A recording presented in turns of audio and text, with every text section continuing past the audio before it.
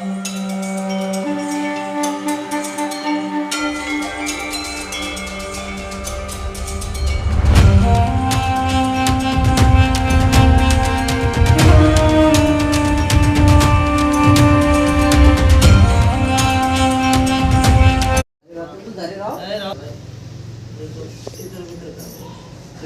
ले गजाननं भूतगणाधिसेवितं विद्यां भूफलचारुक्षणं मासकं सो विनाशकारकं नमामि विघ्नेश्वरपादं श्रीमन्महागणाधिपतिं ध्यानं पुष्पं समर्पयामि। ले गौरी जी को पूजन करो। सर्वमंगल मांगल्ये शिवे साधके शरण्ये त्र्यंबके गौरी नारायणी नमस्ते। अभी तो पहुंचेंगे नहीं ना छोटे हैं। चलो हमें हाथों में दे, तुम यहीं बैठे रहो। ओम मंगलम भगवान विष्णु मंगलम गणध्याय मंगलम पुंडरीकाक्षाय मंगलाय तनवहरि पुष्पं समर्पयामि नमः। ओम नमो भगवते वासुदेवाय नमः पुष्पं समर्पयामि नमः। ब्रह्मा मुरारी कृपांतकारी भानु शशि भूमि सुतोपदच्च धूतच्च सुराहुकेतवा सर्वे ग्रह शांतिकरा भवन्तु। ध्यानं पुष्पं समर्पयामि।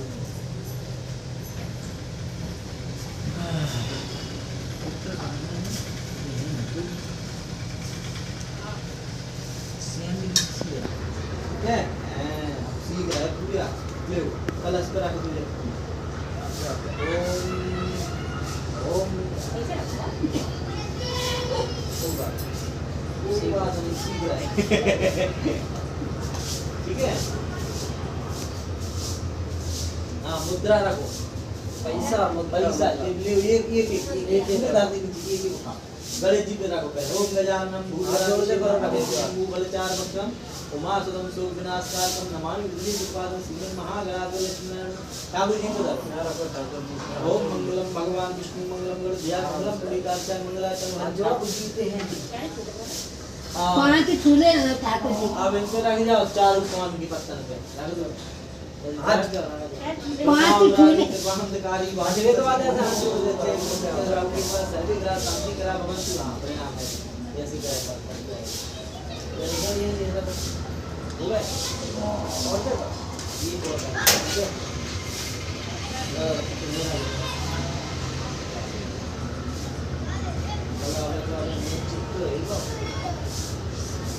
ठाकुर जी को सेंट लगाए हुए हैं।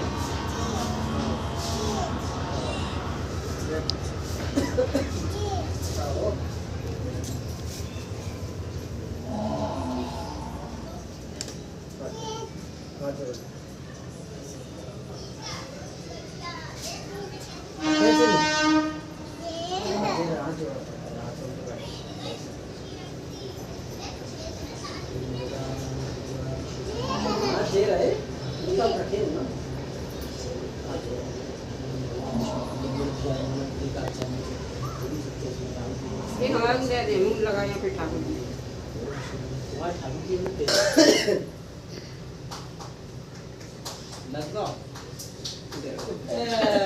पकड़ो नहीं है तुमने यार, हमने की तुम पकड़ लो लगा लो सब्जी में ले लो बात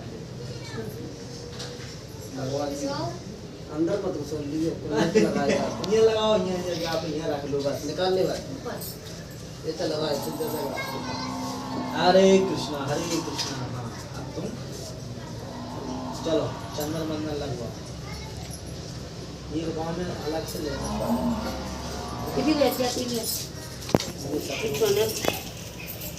चलो इधर मुझे करो कुछ बिछाओ नहीं बैठे वो पीठ पड़ी थी पीछे बैठो और कुछ अब उदम ना करियो है बिल्कुल शांति में बैठिए फेंक दो पीछे चारों। अब तुम बंधन में हो गए, अब तुम भाग नहीं सकते यहाँ से। अब मैं जाइयो कहूँ दोनों नहीं हुई है अब बंद गए तुम पूरी तरह से वैसे आ जाओ। तैन बद्धो बलि राजा दानवेंद्र महाबला तैन कौन बद्धनामी रक्षे चल ये स्वरंता लग गया।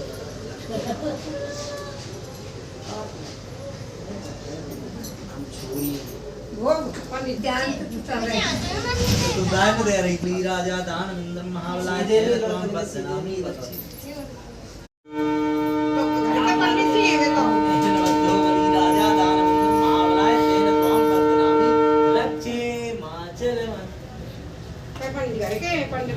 ऐसे तो चलिए यार पंडित जी घर पे बाहर की होती तो लो बाहर माल चढ़ा दीजिए।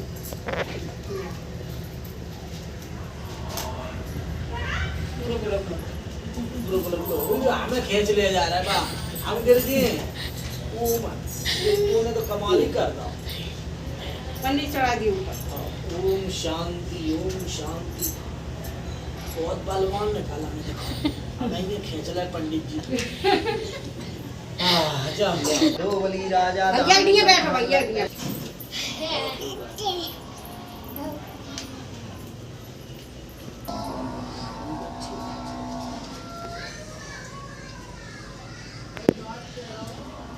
दोनों में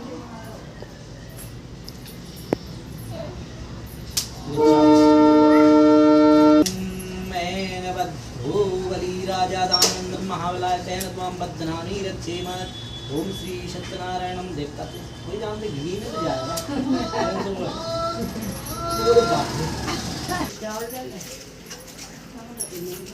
मारने एक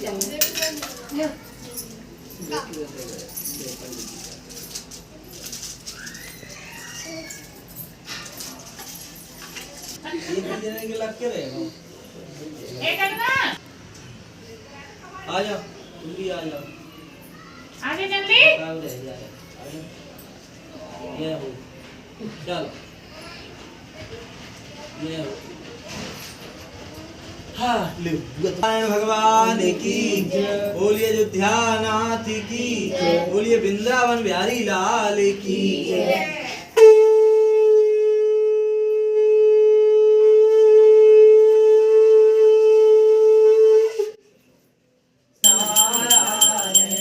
घंटी बजा दी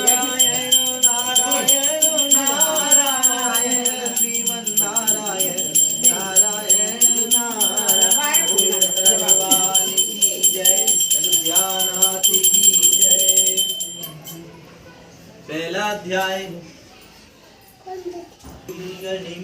एकत्रित हुए और उन्होंने कलयुग में लोगों के हित के लिए वेदों व पुराणों की ज्ञाता श्री जी महाराज से पूछा कि हे श्रुति हे वेदांत की ज्ञाता इस कलयुग में वह कौन सा पुस्तक है जिसके करने से मनोमांसिक फल मिलता है। हे महामुनि कृपा करके बुले लो बेटा थोड़ी शाबाश मुंह बुले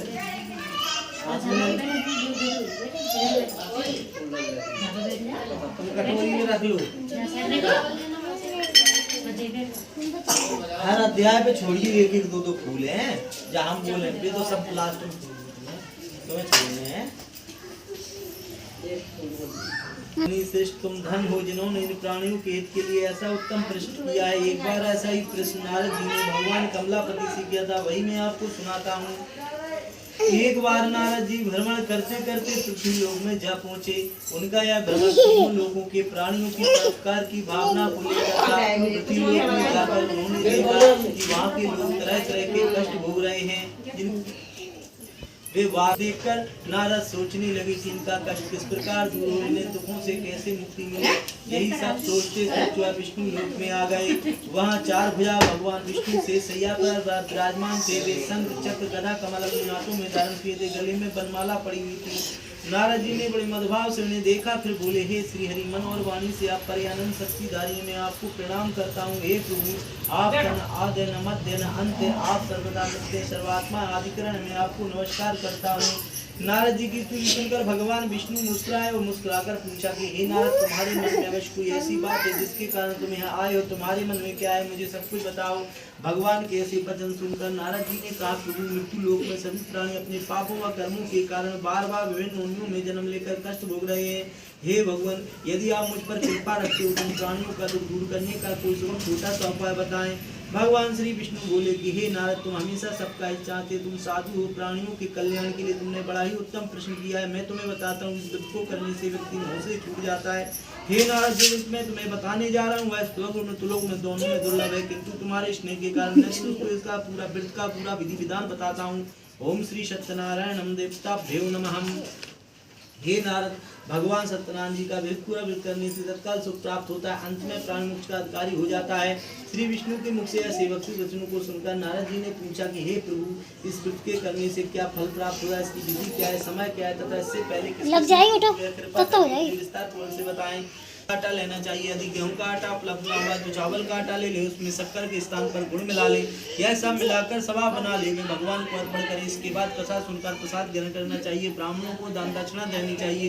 बंधु बधा साहेब ब्राह्मणों को भोजन करा, स्वयं भी भोजन करना चाहिए। प्रसाद आदि ग्रहण करने के बाद भजन कीर्तन करना चाहिए। फिर भगवान सत्यनारायण जी का स्मरण करते हुए सभी बंधु बधा अपने घरों को प्रस्थान करें। इस प्रकार जो भी भगवान सत्यनारायण जी का प्रतिभा पूजन करता है उसकी सभी मनोकामना अवश्य पूर्ण होती है। इस कलयुग में दुख एवं दरिद्रता से छुटकारा पाने से इससे छोटा उपाय और कोई नहीं है। बोलिए श्री सत्यनारायण भगवान की जय। इस बात पर रेवा खंडी सत्यनारायण कथा प्रथम अध्याय पूर्ण हुआ।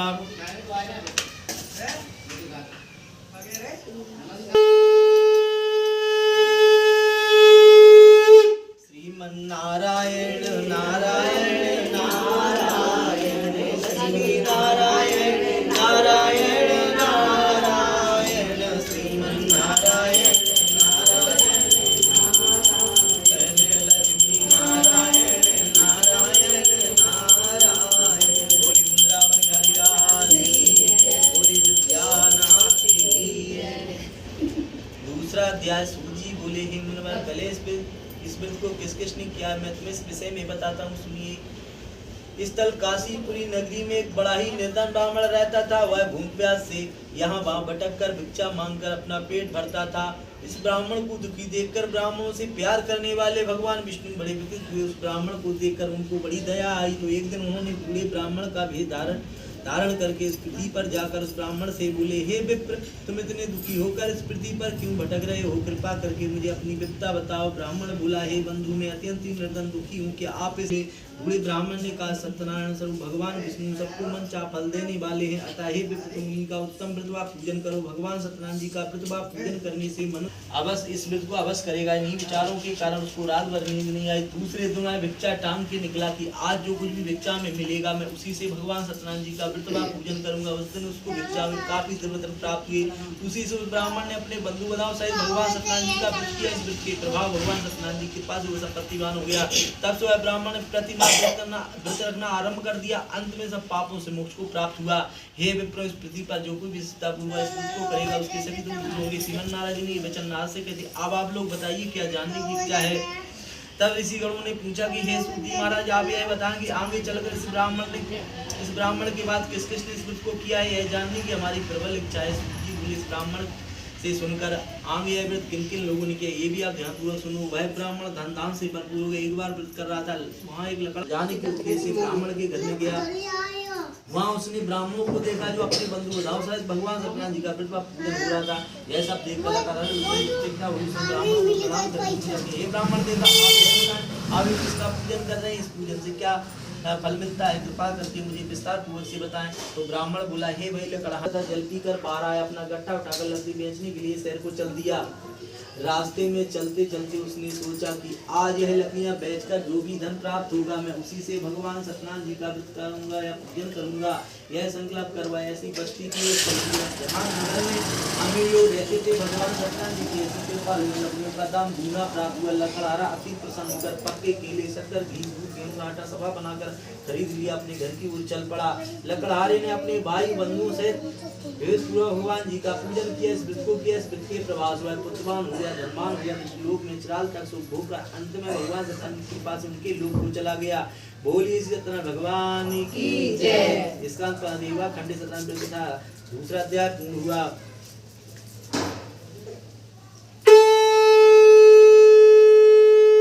श्रीमन नारायण नारायण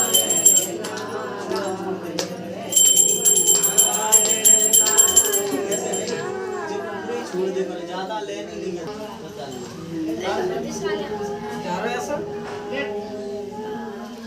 जा मैं तो फिर उठा रहा हूँ, एक एक करके उठा। बोलिए सत्यनारायण भगवान की। तीसरा अध्याय। सूत जी बोले, हे मुनियों, अब मैं इसके आगे कथा सुनाता हूँ, सो ध्यानपूर्वक सुनो। पूर्व काल में उल्मुख नाम का एक बुद्धवान राजा था। वह बड़ा ही जितेंद्र एवं सत्यवादी था। वह नित्य आदि मंदिरों में जाकर ब्राह्मणों को दान दक्षिणा देकर उन्हें प्रसन्न रखता था। उसकी पत्नी बड़ी पतिव्रता सुंदर थी। एक बार राजा रानी भद्रशिला नदी के तट पर भगवान सत्यनारायण जी का व्रत कर रहे थे। उसी समय साधु नाम वेश धन से बड़ी नौका को लेकर वहां पहुंचा। साधु वेश ने नाव को किनारे पर लगाकर पूजा में व्यस्त राजा रानी को देखा तो उनके निकट जाकर विनय पूर्वक राजा से बोला कि हे राजन, आप इतनी भक्ति भाव से यह किस देवता का पूजन कर रहे हैं, कृपा करके मुझे इसका वृतांत बताएं। राजा उसकी विनय सुनकर के बोला, हे साधु, हम अपने बंधु बताओ सहित भगवान सत्यनारायण जी का व्रतवा पूजन कर रहे हैं। यह हम सब पुत्र की प्राप्ति लिए कर रहे हैं। राम का प्रणाम करने वाले अवश्य करोगे। महाराज, मेरी भी कोई संतान नहीं है, क्या इस व्रत के प्रभाव से मेरी संतान हो जाएगी? तो राजा ने कहा, अवश्य होगी, भगवान सतदेव कभी किसी को निराश नहीं करते। यह कहकर राजा ने उस व्रत के संबंध में पूरा विधि विधान बता दिया। सब कुछ जान लेने के बाद वह खुशी खुशी अपने घर चल दिया। घर पहुंचकर उसने अपनी पत्नी लीलावती को सब कुछ बताया। बोले, यदि हमारे घर में संतान उत्पन्न हुई तो हम भगवान सत्यनारायण जी का व्रत पूजन करेंगे। उसकी पत्नी यह सुनकर बहुत प्रसन्न हुई। इस प्रकार से भोजन लेने को समय बीत गया। लीलावती गर्भवती हो गई। 10वें माह में उसके कन्या का जन्म हुआ। कन्या चंद्रकला की बात इस तरह बनने लगी जैसे शुक्ल पक्ष चंद्रमा बढ़ता है, तब इस कन्या का नाम कलावती रखा गया। तब एक दिन लीलावती ने अपने पति से कहा, स्वामी, आपने कहा था जब भी हमारे घर में संतान उत्पन्न हो जाएगी तब भगवान सत्यनारायण जी का व्रत पूजन करेंगे। आप अपने संकल्प के अनुसार इस कार्य को क्यों नहीं करते? तो साधु बोला, हे प्रिय, हम कन्या के विवाह के समय इस व्रत को कर लेंगे। इसके बाद देश अपने काम में दूसरे नगर को चला गया। इधर कन्या भगवान सत्यनारायण जी की कृपा से तेजी से बढ़ रही थी। तो एक दिन वेश साधु ने अपनी पुत्री को सहेलियों के साथ विचरण करते देखा तो सुदाई से हमारी कन्या सियानी हो गई, अब इसका विवाह कर देना चाहिए। अतः पत्नी से विचार विमर्श करने के शीघ्र ही कन्या की उम्र तलाशने के लिए अपने दूतों को भेज दिया। वेश की आज्ञा पाकर दूसरा प्रथम संपन्न कंचन नगर को चल दिए। कुछ दिनों के बाद वहां से बड़े ही गुणवान और सुंदर वेश को अपने साथ ले बंधु बताओ सैदु से देखा, उससे वार्तालाप करके संतुष्ट हो गया। फिर कुछ दिनों के बाद उसने निमित्त हुआ अपनी कन्या का विवाह उसके साथ कर दिया।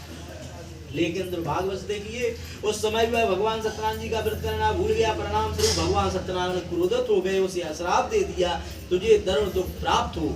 इस प्रकार को समय बीत गया। अब वे साधु ने सोचा कि चलो व्यापार के लिए चलना चाहिए। अपने कार्य के लिए वह सदा सचेत रहता था। अतः अपने दामाद को साथ लेकर वह व्यापार के लिए चल दिया। इस बार वह समुद्र के समीप रतन सागर नामक सुंदर और संपन्न नगर को गया।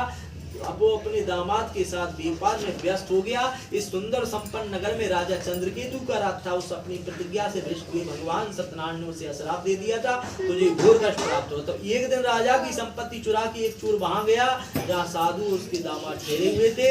उसके पीछे राजा के सिपाही लगे थे। अतः डर के मारे उसने राजा का चुराया हुआ धन वहीं छोड़ दिया। वहां से अलोप हो गए, अदृश्य हो गए। उसके पीछे आए सिपाहियों ने जब राजा के धन को वहां पड़ा देखा तो चोरी के अपराध में दोनों को बंदी बना लिया।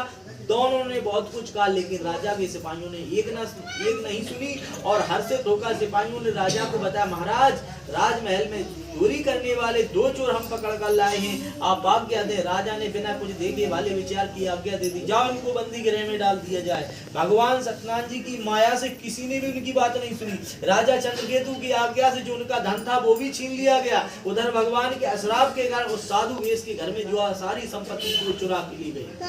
उसके घर में अन्न का दाना तक नहीं रहा। चिंतित रास्ता में अन्न के लिए घर घर बैठने की लगी, पहनने ओढ़ने की तो क्या कहे, खाने का अन्न का दाना तो नहीं रहा। ऐसा हाल हुआ कलावती और लीलावती का। तो एक दिन भूखी प्यासी कलावती एक ब्राह्मण के यहाँ गई जहाँ उसने भगवान सत्यनारायण जी का व्रत पूजन होते देखा। उसने वहां बैठकर बड़ी श्रद्धा भाव से कथा सुनी और प्रसाद लेकर वह घर लौटी। घर आने पर उसकी मानो से डांटा, कहने लगी, हे बेटी, इतनी रात तक तुम कहाँ रही हो, तेरे मन में क्या है? तो कलावती ने माँ को बताया, माँ मैं एक ब्राह्मण के यहाँ गई थी, वहाँ सभी मनोकामना पूर्ण करने वाले भगवान सत्यनारायण जी का व्रत पूजन हो रहा था। मैं वही थी, श्रद्धा पूर्वक कथा श्रवण कर रही थी। कन्या की बात सुनकर वेश की पत्नी साधु की पत्नी को तत्काल स्मरण आया, ध्यान आ गया कि उसके पति ने इस व्रत का संकल्प लिया था किंतु आज तक वो व्रत नहीं किया गया। उसने सोचा कि संभव इसलिए हमारे घर में कष्ट आए हैं। यह सोचकर उसने तत्काल निर्णय ले लिया वो भी अपनी पुत्री के साथ इस व्रत को करेगी। दूसरे दिन लीलावती ने अपने बंधु बताओ सहित इस व्रत को किया और भगवान सत्यनारायण से प्रार्थना की कि मेरे पति और दामाद सीख लौटाए। हे प्रभु सत्यनारायण, उनके अपराध को क्षमा करें। वह बार बार भगवान से क्षमा याचना करने लगी तो लीलावती द्वारा किए गए व्रत और उसकी प्रार्थना सुनकर भगवान सत्यनारायण प्रसन्न हो गए। उसी रात उन्होंने स्वप्न में राजा चंद्रकेतु को दर्शन देकर आज्ञा दी कि हे राजा, सवेरा होते उन दोनों वेश्यों को मुक्त कर देना जो तुमने उनका धन लिया है, लौटा देना। यदि ऐसा नहीं करेगा तो मैं तेरे पुत्र सहित तेरे राज को नष्ट कर दूंगा। इतना कहकर भगवान अंतर ध्यान हो गए। सुबह राजा की आंखें खुली तो उन्होंने सभी सभासदों को अपनी स्वप्न के विषय में सुनाया। फिर आदेश दिया कि चोरी के अपराध में जो बंदी उन्हें तत्काल छोड़ दिया जाए, हमारे समक्ष लाया जाए। सिपाही आदर सहित उन दोनों को राजा के समक्ष लिया। दोनों ने निर्मता भाव से राजा को नमस्कार किया, लेकिन वे मन में डर रहे थे, न जाने राजा क्या दंड दें। यह देखकर उनको बड़ा भय लगने लगा, उनकी पुतलियां तक कांप रही थी। यह देखकर राजा ने बड़े आदर भाव से उनसे कहा कि भगवान ने आपको कष्ट दिया है, किंतु डरने की कोई बात नहीं है। कहकर राजा ने उनकी बेड़ियां छटवाकर उनकी हजामत वगैरह बनवाई, गहनों व वस्त्रों से उनकी अनंत प्रशंसा की। उनका जो धन छीना था उससे पूरा धन देकर उन्हें आदर के साथ विदा किया। दोनों ने राजा को प्रणाम किया। धन लेकर वह खुशी खुशी अपने घर चल दिए। बोलिए सत्यनारायण भगवान की जय। इसका रेवा खंडित तथा दूसरा अध्याय, तीसरा अध्याय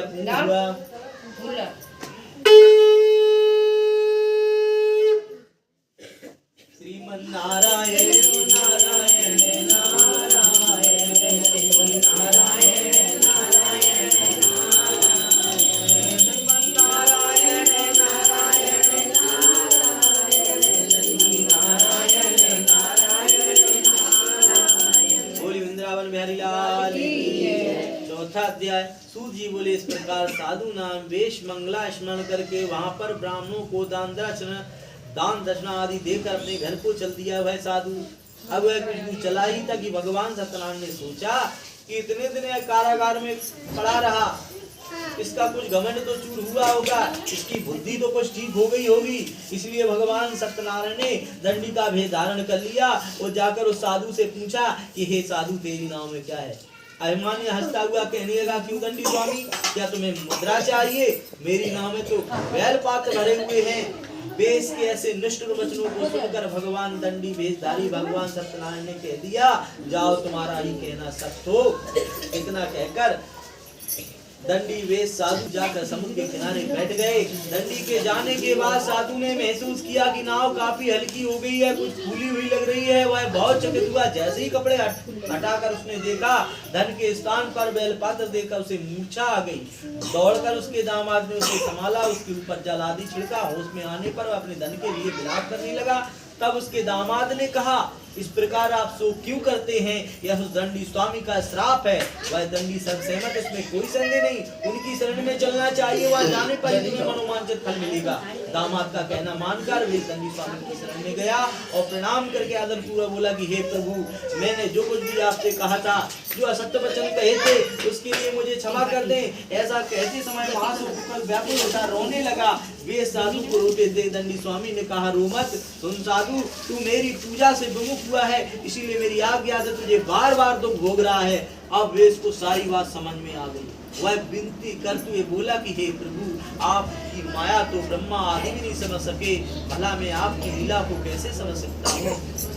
ब्रह्मा आदि भी आपके अद्भुत रूप को, गुणों को नहीं जानते, तो मैं आज्ञा नहीं कैसे जान सकता हूँ? प्रभु, मुझ पर प्रसन्न हो, मैं अपनी समर्थ अनुसार आपकी पूजा करूंगा। कृपा करके मुझ पर प्रसन्न हो, मेरा धन जैसे था वैसा कर दें। मैं आपकी शरण में आया हूँ, मेरी रक्षा करें।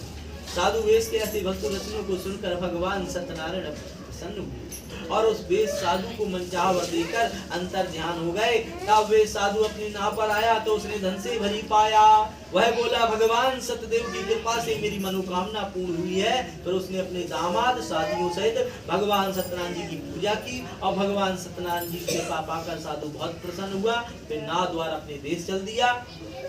अब अपने नगर के तट पर पहुंचकर उसने दूत को अपने घर भेजा। दूत ने साधु वेश के घर जाकर बताया कि आपके पति और दामाद सकुशल लौट आए हैं। यह जानकर उसकी पत्नी लीलावती अति प्रसन्न हुई। उस समय अपनी पुत्री के साथ भगवान सत्यनारायण जी की कथा व पूजन करवा रही थी। कथा समाप्त कर उसने प्रसाद ग्रहण किया। अपनी पुत्री से बोली, देखो बेटी, मैं जाकर तेरे पिता को देखती, तू भी प्रसाद आदि ग्रहण करके आ जाना। यह कहकर वो तो चली गई। कन्या ने काम तो किया, लेकिन ना तो उसने प्रसाद लिया, ना पंचामृत लिया, तो वो भी अपने पति से मिलने के लिए चल दी। प्रसाद ग्रहण न करके वह पति के पास पहुंची। इस प्रकार प्रसाद का अपमान करते देख भगवान सत्यनारायण रुष्ट हो गए। उन्होंने उसके पति तथा धन से भरी नौका को जल में डुबा दिया।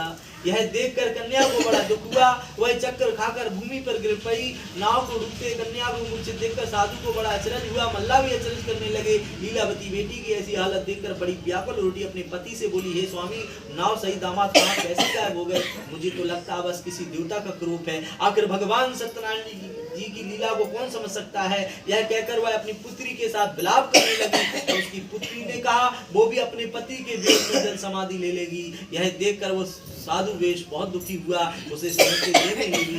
यह सब भगवान सत्यनारायण जी की कुपति हो जाने के कारण हुआ। पुत्री या पत्नी से अवश्य कोई ऐसी भूला कि उनकी माया को कौन समझ सकता है? मैं स्वयं उनकी माया से मोहित हूँ। उसने उन्हें अपने पास बुलाकर अपनी शंका व्यक्त की। वो बोला, मैं बड़ी विधि विधान से भगवान सत्यनारायण जी का व्रत व पूजन करूंगा, वे मेरी पुत्री को क्षमा करें। वह बार बार भगवान से क्षमा याचना करने लगा तो भगवान सत्यनारायण प्रसन्न हुए। तभी भविष्यवाणी आकाशवाणी होती है, हे साधु, तेरी पुत्री मेरे प्रसाद को छोड़कर अपने पति को देखने के लिए आई थी, इसी कारण इसका पति अदृश्य हो गया है। यदि यह घर जाकर प्रसाद खा के लौटे तो इसका पति अवश्य मिलेगा, इसमें कोई संदेह नहीं। साधु वेश की पुत्री ने यही भविष्यवाणी सुनी। वह तत्काल घर गई, प्रसाद ग्रहण किया। जब कन्या लौट कर आई तो उसका पति सही सलामत वहां पर उपस्थित था। यह देखकर वह बहुत प्रसन्न हुई। अपने पिता से बोली, हे पिताजी, अब घर को चलिए, क्या देर है? तो उसके पिता ने कहा, देखो बेटी, हमें भगवान सत्यनारायण जी का व्रत व पूजन करना है। यह कहकर साधु ने सबके साथ कथा व पूजन किया। फिर अपने बंधु बधाव सहित दामाद सहित घर आ गए। उस दिन के बाद वह प्रत्येक पूर्णिमा संक्रांति को भगवान सत्यनारायण जी का पूजन करते हुए अनेक सुख भोगता हुआ अंत में भगवान सत्यनारायण जी के वैकुंठ लोक को चला गया, जो देवताओं के लिए दुर्लभ है, जहाँ सत्य रजतम तीनों गुण प्रभावी रहते हैं। बोलिए सत्यनारायण भगवान की जय। स्कंद पुराण रेवा खंडे सत्यनारायण कथा चतुर्थी अध्याय पूर्ण हुआ।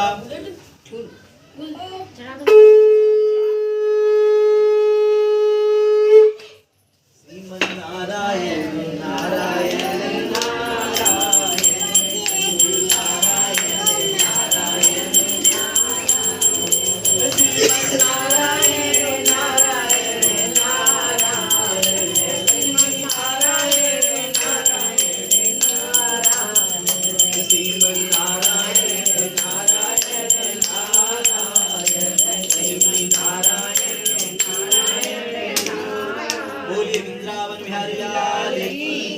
पांचवा अध्याय। सूत जी ने कहा, हे मुनि, हे ऋषियों, अब मैं तुम्हें इसके आगे कथा सुनाता हूँ, ध्यानपूर्वक सुनो। जब नाम का एक राजा था जो अपनी प्रजा को संतान भांति पालता था, किंतु भगवान सत्यनारायण जी का प्रसाद न लेने के कारण उसको भी बहुत दुख उठाने पड़े।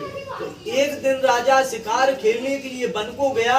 वहां जाकर बड़े जीवों का शिकार करने लगा। जब थक हार गया तो वहीं वट वृक्ष के नीचे बैठ गया और वहां कुछ ग्वाल बाल भगवान सत्यनारायण जी की पूजा कर रहे थे। उन पूजा को देखकर गर्व के कारण ना ही तो उसने पूजन को स्थल को प्रणाम किया। जब ग्वाल बाल भगवान जी का प्रसाद लेके उस राजा के पास गए तो उसने भगवान की प्रसाद को देखा तक नहीं। क्या देखता है, जिसके कारण उसे बड़ा ही दुख भोगना पड़ा। उसके 100 पुत्र धनराज सब कुछ नष्ट हो गए। राजा को मन में विश्वास हो गया कि ये सब भगवान ने किया है, ये मेरे अहंकार के कारण, मेरे घमंड के वापस पहुंचा। जहाँ सत्यदेव का पूजन हो रहा था वहां जाकर राजा ने ग्वाल बालों के संग भगवान सत्यनारायण जी का पूजन किया, क्षमा याचना की। इससे भगवान सत्यनारायण प्रसन्न हो गए। उनकी कृपा से उसे पुत्र आदि से भी पुनः प्राप्त हो गया। फिर इस जीवन में सुख भोग कर अंत में भगवान सत्यनारायण जी के लोक को चला गया।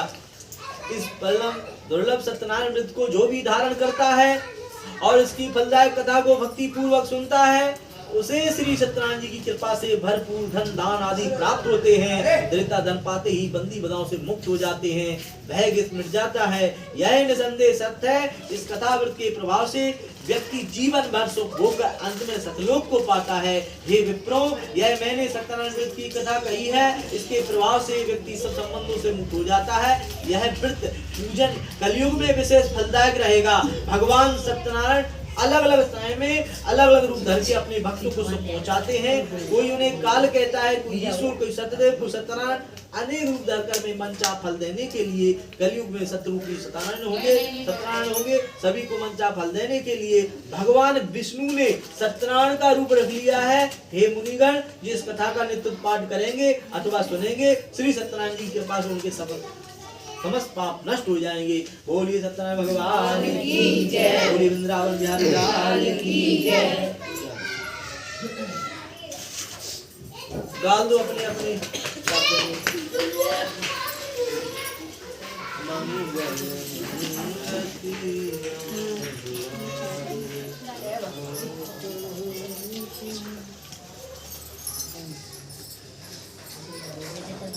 बैठे रहो, जय मारे। बुढ़ापा आएगा वही से क्या करें, बुढ़ापा तो आने ही है, सबको आने आ जाए। यानी देख लो बुढ़ापे को सुख हाँ से लेंदी बस क्या अभी नहीं ले आओ बेचारो देखो बागी बेचारी कमर हुई, हम तो हम कह रही बेचारा छोटो है, हम तो इतने बड़े हैं। आपकी होगी है बस आपकी है। अपन होगा रे तुम जाने तो नहीं जाने नहीं तो बताओ, पहली आरती करवा दे जी घर की।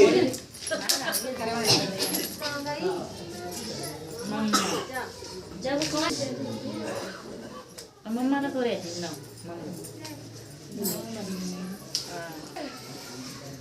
कुछ के लिए कौन का लगी पर मशीन में लगेगा तो पता नहीं बनाओ चल रहा है जब बाकी तो तुमको क्यों मत लगाओ ये दे दी गड्डी पकड़े रहेगी का देख ली। अब मैंने तो हमें ही ऐसी जलाए दिए थे बिना खंडिया की। एक हमने कहा तो हमें फिर परेशान करवे आएगी। अरे ये हमें शुरुआत नहीं करी है ना, बस सब वापस आएगा घर। ये कितना काम करती हो, तो पूजा के लिए दोना लेके आ रही है।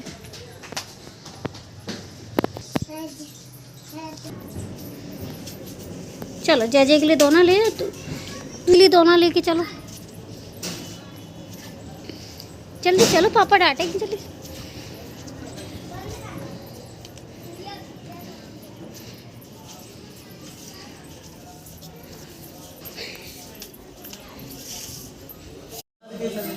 गौरी नारायण नमस्ते स्वाहा, मंगल मंगले श्री साधुके संगीत स्वाहा, मंगल मंगले श्री साधुके संगीत स्वाहा, ओम मंगल मंगले श्री साधुके संगीत गौरी नारायण स्वाहा, मंगल मंगले श्री साधुके संगीत गौरी नारायण नमस्ते स्वाहा, ओम मंगल मंगले श्री साधुके संगीत गौरी नारायण स्वाहा, ओम भूर्भुवस्वाहा स्वाहा, ओम भूर्भुवस्वाहा स्वाहा, ओम भूर्भुवस्वाहा तस्मै स्वाहा, ओम भर्गो देवस्य धीमहि धियो यो नः स्वाहा, ओम भूर्भुवस्वाहा तस्मै भर्गो देवस्य धीमहि धियो यो नः स्वाहा, ओम गौरी पद्मा सची मेघा सावित्री विजया देव सेना सुधा स्वाहा, ओम गौरी पद्मा सची मेघा सावित्री विजय देव सेना सुधा स्वाहा, गौरी पद्मा सची मेघा सावित्री विजय देव सेना सुधा स्वाहा, ओम गौरी पद्मा सची मेघा सावित्री विजय देव सेना सुधा स्वाहा, ओम गौरी पद्मा सची मेघा सावित्री विजय देव सेना सुधा स्वाहा, ओम श्री लक्ष्मी कांतम कमलनयनम श्री योग विद्यानं बंदितं स्वाहा, ओम श्री लक्ष्मी कांतम कमलनयनम श्री योग विद्यानं बंदितं स्वाहा, ओम श्री लक्ष्मी कांतम कमलनयनम श्री योग विद्यानं बंदितं स्वाहा, ओम श्री लक्ष्मी कांतम कमलनयनम श्री योग विद्यानं बंदितं स्वाहा, ओम श्री लक्ष्मी कांतम कमलनयनम श्री योग विद्यानं बंदितं स्वाहा, ओम श्री लक्ष्मी कांतम कमलनयनम श्री योग विद्यानं बंदितं स्वाहा, ओम श्री लक्ष्मी कांतम कमलनयनम श्री योग विद्यानं बंदितं स्वाहा, मंगलम भगवान विष्णु मंगलम गणध्वजा मंगलम पुरीकाक्षा मंगलाधरी स्वाहा, ओम मंगलम भगवान विष्णु मंगलम गणध्वजा मंगलम पुरीकाक्षा मंगलाधरी स्वाहा, ओम मंगलम भगवान विष्णु मंगलम गणध्वजा मंगलम पुरीकाक्षा मंगलाधरी स्वाहा, ओम मंगलम भगवान विष्णु मंगलम गणध्वजा मंगलम पुरीकाक्षा मंगलाधरी स्वाहा, ओम मंगलम भगवान विष्णु मंगलम गुरुद्या मंगलम पुड़ीकाक्षा मंगलम स्वाहा ओम मंगलम भगवान विष्णु मंगलम गुरुद्या मंगलम पुड़ीकाक्षा मंगलम स्वाहा ओम मंगलम भगवान विष्णु मंगलम गुरुद्या मंगलम पुड़ीकाक्षा मंगलम स्वाहा मंगलम भगवान विष्णु मंगलम गुरुद्या मंगलम पुड़ीकाक्षा मंगलम स्वाहा ओम नमो भगवते वासुदेवाय नमः स्वाहा देवताभ्यो नमः स्वाहा ब्रह्मामरादित मानकारी भानु सजी भूमि सुतोदचे गुणसत्यराव केतवा सर्वग्रह शांतिकरम स्वाहा ओम ब्रह्मामरादित मानकारी भानु सजी भूमि सुतोदचे गुणसत्यराव स्वाहा ओम ब्रह्मामरादित मानकारी भानु सजी भूमि सुतोदचे गुणसत्यराव केतवा सर्वग्रह स्वाहा ओम ब्रह्मामरादित मानकारी भानु सजी भूमि सुतोदचे गुणसत्यराव केतवा सर्वग्रह स्वाहा ओम ब्रह्मामरादित मानकारी भानु सजी भूमि सुतोदचे गुणसत्यराव केतवा सर्वग्रह स्वाहा ओम ब्रह्मामरादित मानकारी भानु सजी भूमि ओम ब्रह्मामरादित क्रांतकारी भानु शशि भूमि सुतोदचे गुरु सच्चे स्मराव केतवा सर्वग्रह शांतिग्रह स्वाहा ओम बृहस्पति देवताभ्यो नमः स्वाहा ओम बृहस्पति देवताभ्यो नमः स्वाहा ओम बृहस्पति देवताभ्यो नमः स्वाहा ओम बृहस्पति देवताभ्यो नमः स्वाहा ओम बृहस्पति देवताभ्यो नमः स्वाहा ओम इंद्र देवताभ्यो नमः स्वाहा ओम इंद्र देवताभ्यो नमः स्वाहा ओम इंद्र देवताभ्यो नमः स्वाहा ओम इंद्र देवताभ्यो नमः स्वाहा ओम इंद्र देवताभ्यो नमः स्वाहा ओम इंद्र देवताभ्यो नमः स्वाहा ओम इंद्र देवताभ्यो नमः स्वाहा ओम इंद्र देवताभ्यो नमः स्वाहा ओम वरुण देवताभ्यो नमः स्वाहा वरुण देवताभ्यो नमः स्वाहा वरुण देवताभ्यो नमः स्वाहा सनी देवताभ्यो नमः स्वाहा ओम सनी स्वाहा देवताभ्यो नमः स्वाहा ओम कुलदेवी देवताभ्यो नमः स्वाहा कुलदेवी देवताभ्यो नमः स्वाहा कुलदेवी देवताभ्यो नमः स्वाहा कुलदेवी देवताभ्यो नमः स्वाहा कुलदेवी देवताभ्यो नमः स्वाहा सबको दे दो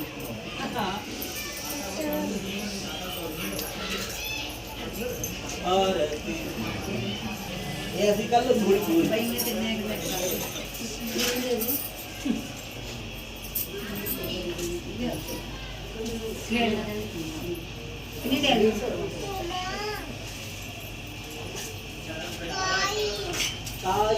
ये सब है मम्मी उनको दे दो गेट पे ले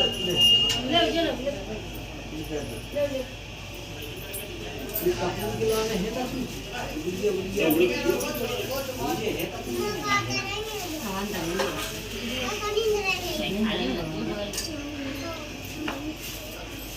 ये है और यार थोड़ा डाल देंगे ओम विष्णु विष्णु विष्णु महादेव ओम नगरवासी गुरु परवारम सहितम पूर्णावधि ओम सत्यनारायण देवताभ्यो नमः स्वाहा फंस गए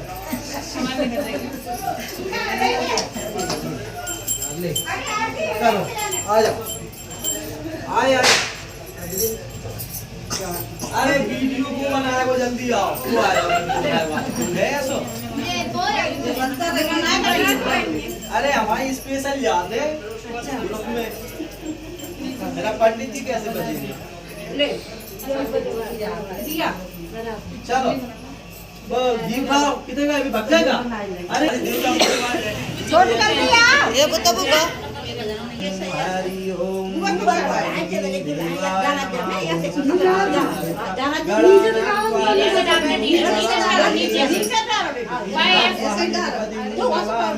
ऐसे पकड़ अरे डाल जल्दी जैसे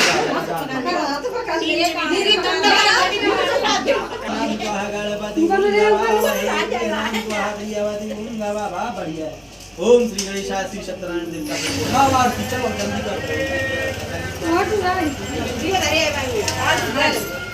बढ़िया बनाइए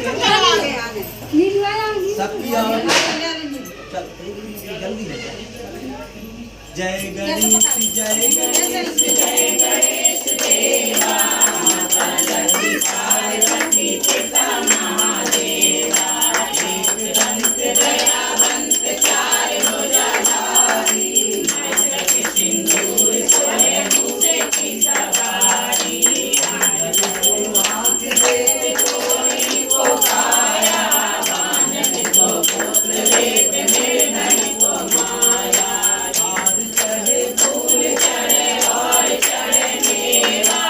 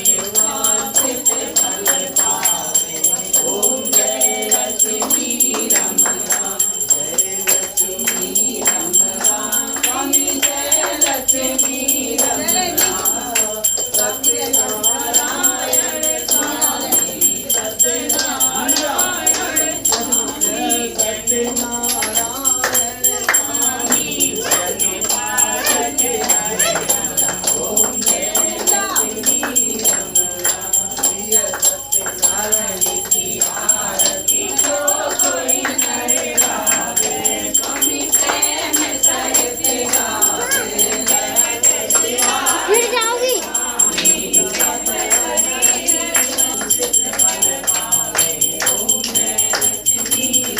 बोलिए विद्यानाथ की जय, बोलिए सत्यनारायण भगवान की जय, बोलिए वृंदावन बिहारी लाल की जय, बोलिए शंकर भगवान की जय, बोलिए पार्वती मैया की जय, बोलिए गणेश जी भगवान की जय, बोलिए संत समाज की जय, बोलिए गौ माता की जय, बोलिए पृथ्वी माता की जय, बोलिए आज की आनंद की जय, बोलिए हर हर महादेव। राधे अब जब आरती शुरू करते हैं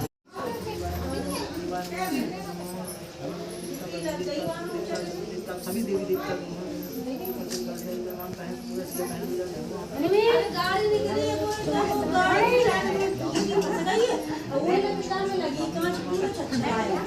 गाड़ी